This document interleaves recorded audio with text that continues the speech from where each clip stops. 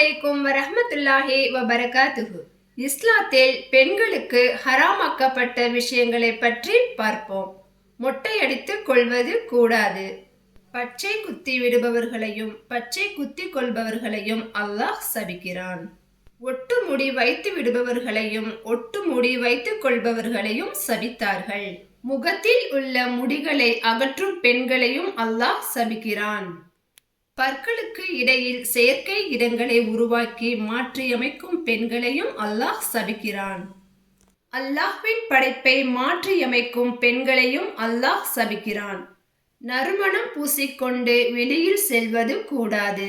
தாங்கள் மறைத்து வைக்கும் அலங்காரத்திலிருந்து வெளிப்படுமாறு தங்கள் கால்களை பூமியில் தட்டி நடக்க வேண்டாம் என்று அல்லாஹ் குர்ஆனில் கூறுகிறான்.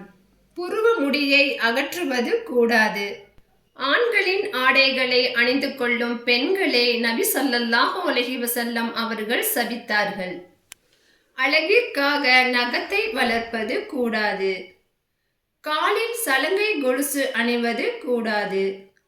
பெண்கள் சாபம் இடுவது கூடாது. பெண்கள் சத்தமாக பேசுவதும் சிரிப்பதும் கூடாது. அந்நிய ஆண்களிடம் பேசுவது கூடாது.